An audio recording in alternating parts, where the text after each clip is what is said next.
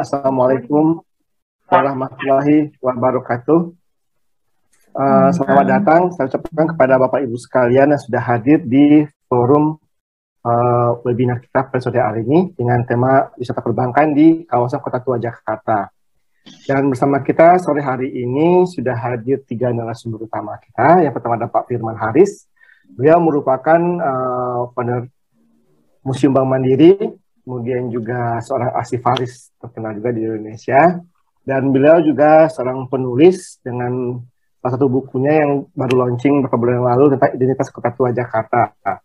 Kemudian yang kedua ada Bapak Taufik dari Komisi DPRD DKI Jakarta yang juga concern untuk pariwisata di DKI Jakarta. Dan kemudian ketiga ada Mbak Tracy atau Mbak Tisi, seorang tour planner yang lama base-nya di Singapura dan juga sering inbound membawa wisatawan mancanegara ke Jakarta. Jadi dan izinkan saya Dodi untuk memoderatori acara hari ini. Dan sebelum kita mulai, Bapak Ibu sekalian, beberapa tata tertib yang bisa kita kasihkan pada sore hari ini. Pemaparan akan dilakukan oleh 3 narasumber utama kita. Kemudian kita akan buka sesi diskusi setelah itu. Dan jika teman-teman semua memiliki pertanyaan, bisa ditulis di kolom chat di bawah. Oke? Dan sebelum kita mulai, mungkin bisa disiapkan dulu kopi dan teh ataupun cemilan-cemilannya, karena sore ini kita akan ngobrol dengan santai aja, nggak terlalu serius dan tegang-tegang. Kita bisa saling bertukar pikiran, memberikan masukan-masukan untuk kebaikan dan pengembangan wisata di Kota Tua Jakarta. Oke, tanpa panjang lagi dan menghemat waktu, untuk pemaparan pertama bisa langsung dimulai oleh Bapak Firman Haris. Waktu dan tempat, silakan Pak Firman. Ya, terima kasih Pak Dodi, Pak Taufik, Mbak Tracy. Ya, ada Bu Eti, tadi ada beberapa teman juga dari Arsip Nasional. Juga ada Pak Sobri, ada Bang Daja, ada Mbak Ana juga nih. Kita dulu pernah buat tur perbankan ya.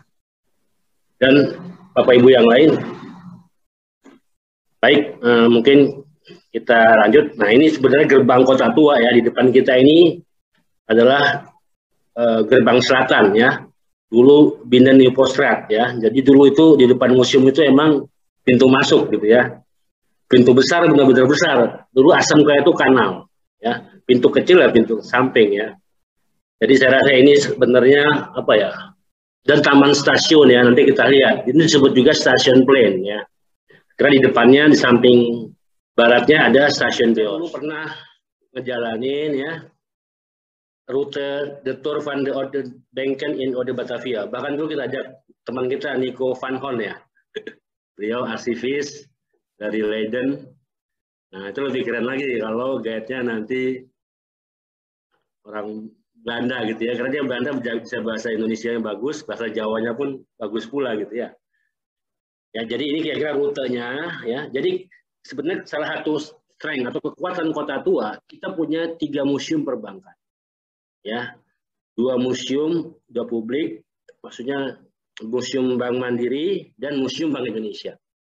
Hebatnya lagi, kedua museum itu bertetangga dan berbeda fungsi, jadi saling melengkapi. Jadi kalau istilahnya, kalau martabak itu paket istimewa ya, telurnya 4 gitu ya. Karena satu bank sentral, satu bank komersial. Ya, saya nggak tahu di Kota Tua yang mana, mungkin Mbak Tracy nanti bisa tanya-tanya gitu ya. Ada nggak di suatu lapangan landscape plaza yang ada 2 museum perbankan, satu bank sentral, satu bank komersial. Harusnya nggak pakai pagar ya, karena ini saling melengkapi. Ini yang saya lihat kekuatan Kota Tua. Ditambah lagi, itu kan bank kolonial ya. Nanti kita punya museum BNI. Ini banknya Republik, anak kandung kemerdekaan. Nah, 3 museum ini bukan main gitu ya. Kalau dijual ya, jadi bukan masuk Museum Mandiri, Museum Bank Indonesia, terus ke Museum BNI, walaupun Museum BNI itu harus appointment dulu, ya. Jadi kira-kira ini. Nah, di samping di Kota Tua ada 3 museum bank, juga ada bangunan cagar budaya bekas bank-bank kolonial. Ya. Sebagian masih berfungsi sebagai bank, seperti tadi ya, National Handels Bank. Juga ASMK, di Jalan ASMK itu Bank BCA itu 1957, cabang pertamanya di situ. Ya. Jadi sebenarnya kalau kita ada kantor perbankan itu nggak akan sepi lah gitu ya, karena stakeholdernya bank-bank besar gitu ya. Ya Mbak Tracy, malam mereka mau anniversary kan, BCA. Mbak Tracy buat paket, nah kita ajak mereka napak tilas lagi tuh sejarah berdirinya BCA. Iya, menarik tuh Pak. Menarik, karena dulu Citra Bank juga waktu mengadakan peringatan, mereka pakai gedung kali besar itu. Ya, walaupun Citra Bank sama standar Citra Bank merger. Bahkan ABN AMRO 180 tahun mereka pakai di Museum Mandiri. Ya, jadi stakeholders-nya kuat gitu ya. Jadi kita bisa. Jadi kira-kira ini gambaran aja ya area kita untuk dilakukan, cuman masih sporadis, belum terjadwal gitu ya. Nah ini ya, ini yang saya suka bilang, ini taman stasiun apa taman bank. Kalau bahasa Baratnya kan stasiun plane ya. Jadi sama kayak Stadhuis Plane ya, Taman Fathahillah atau taman bank. Jadi bukan taman stasiun kalau cocoknya sih ya. Karena di taman ini dikelilingi oleh perbankan ya. Satu-satunya BEOS aja, stasiun BEOS ya. Apa disebutnya? BEOS Selatan ya, Zuid Station ya. Ya, jadi mulai dari Mandiri ya, Museum Mandiri, Museum Bank Indonesia, terus ada gedung Handelsbank, sekarang gedung Mandiri. Ini BNI belum dibangun ya, sebelah kiri. Nah di sebelah kanan kalau kita lihat di hook antara Jalan Asmk sama Jalan Pintu Besar, sekarang gedung Bank DKI. Dulunya ini Hong Hong Bank, ya. Nah bahkan di sebelah kanan di Asmk juga ada beberapa bank, yaitu BCA tadi 1957, sekarang masih cabang BCA. Nah yang menarik ya Bapak Ibu, waktu kita mengkurasi foto-foto pembangunan gedung museum, di sisi selatannya ketemu bank, saya baca Batavia gitu ya. Saya kira toko biasa, ternyata kok Batavia Bank. Wah kaget kan, ini kok ada Batavia Bank ya. Setelah kita perbesar fotonya benar ya, kita tracer. Nah ketemulah Bank Peranakan ya. Ternyata Batavia Bank itu adalah bank peranakan ya. Presidennya adalah Chong Afi ya. Terus punya salah satu dewan komisarisnya Ko King Am, itu mayor Cina terakhir ya di Batavia. Ya jadi kita ketemu Bank Peranakan. Ya. Walaupun kemudian setelah kemerdekaan menjadi Bank Jakarta, akhirnya termasuk bank beku operasi. Ya. Tapi ini menarik karena kita ketemu di kawasan ya Asmk kan seberangan dengan Pecinan ya. Ketemu Bank Peranakan. Ya ini baru kita buat ya.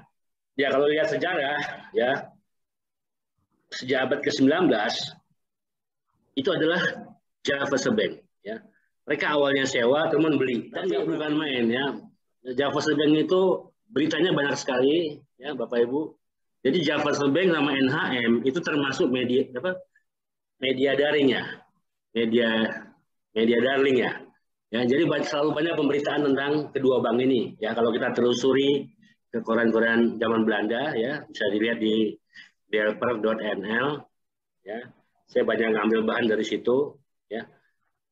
Apalagi peringatan 100 tahun, 125 tahun itu berita satu lembar liputan tentang mereka ya, jadi termasuk media daring. Tapi sebelum Java Bank lahir, sebenarnya NHM duluan lahir. Walaupun NHM Nederlander Maskapai masih jadi perdagangan umum ya. Jadi dua instrumen lembaga keuangan pemerintah Hindia Belanda pada awalnya pengganti VOC gitu ya, adalah NHM dan Java Bank. Terutama NHM karena dia perdagangan ya, makanya disebut Nederlander Maskapai itu company kecil ya, karena company besarnya Compagnie ya. Compagnie itu dalam sejarah perusahaan selalu ada proses merger ya, bahkan dilikuidasi ya, atau diakuisisi ya.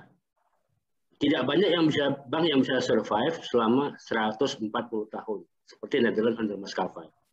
Makanya mereka disebut dengan the living company ya. Oke, sampai nanti hebatnya di Kota Tua kita punya bank setelah kemerdekaan, ya, yaitu Bank Negara Indonesia. Bangunannya cagar budaya, ya, arsiteknya Pak Silaban, arsitek kesayangannya Bung Karno, ya, termasuk landscape, termasuk ikon juga, ya, Kota Tua, ya. Itu hebatnya. Jadi bayangkan di suatu kawasan yang jaraknya tidak sampai 300 meter, ada 3 museum bank yang berbeda, yang saling melengkapi, ya, bukan main, ya, kaya sekali narasi dan interpretasinya. Ya. Bahkan saya bilang, kalau dulu disebut salah satu metafora kota tua itu adalah laboratorium arsitektur. Kalau saya bilang ini laboratorium perbankan ya. Nah, kalau namanya gedung bank ya pasti megah ya.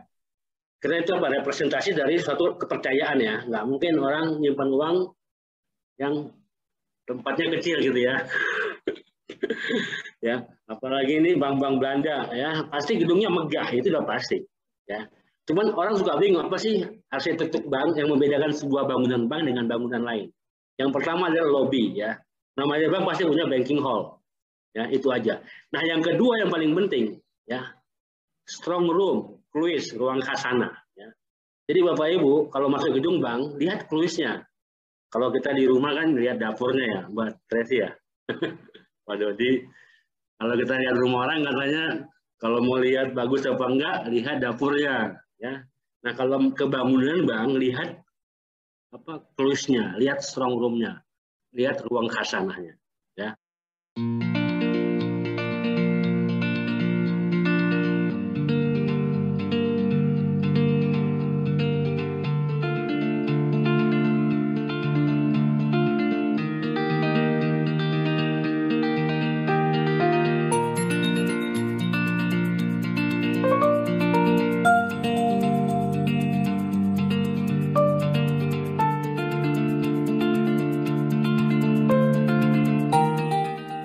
Terima kasih ya, kita emang di Kota Tua selalu mempromosikan ya, selalu sharing ya.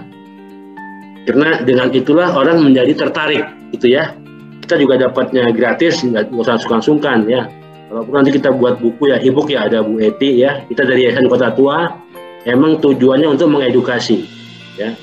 Supaya masyarakat lokal, guide lokal, teman-teman pramu wisata, kontennya makin bertambah ya. Ya, kontennya makin bertambah, makin bagus ya. Mudah-mudahan interpretasi juga bagus sehingga semua wisatawan yang datang, walaupun datang berkali-kali, akan mendapat narasi yang berbeda. Saya rasa itu. Oke, lebih kurangnya mohon maaf. Silakan Pak Dodi. Wassalamualaikum warahmatullahi wabarakatuh. Warahmatullahi wabarakatuh. Pak Firman, terima kasih banyak untuk sharing informasinya mengenai perbankan di Kota Tua Jakarta.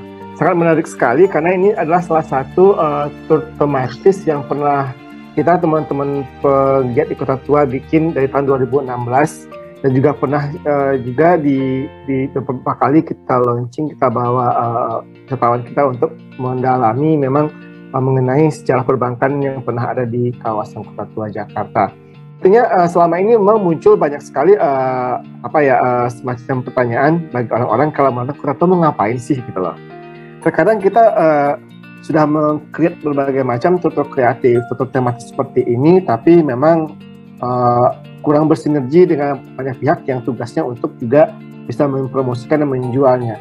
Mungkin hal ini juga harus menjadi perhatian bagi pihak Pemprov dan juga pihak Dinas Pariwisata DKI Jakarta untuk lebih memperkuat lagi nih ceritanya interpretasi maupun storytelling yang ada di kawasan Kota Jakarta, karena kita harus tahu bahwa kawasan ini sangat syarat dengan cerita dan sejarahnya yang sangat banyak dan sangat luas sekali dan bisa kita jadikan sebagai sebuah interpretasi untuk membuat berbagai macam tema-tema tour. Nah, mungkin berikutnya Pak Taufik dari Komisi DPRD DKI Jakarta yang juga concern dengan pariwisata di Kota Tua Jakarta, mungkin apa sih Pak kira-kira dari pihak Pemprov DKI untuk kedepannya mengenai pengembangan pariwisata di Kota Tua Jakarta ini? Pak Taufik, silakan Bapak.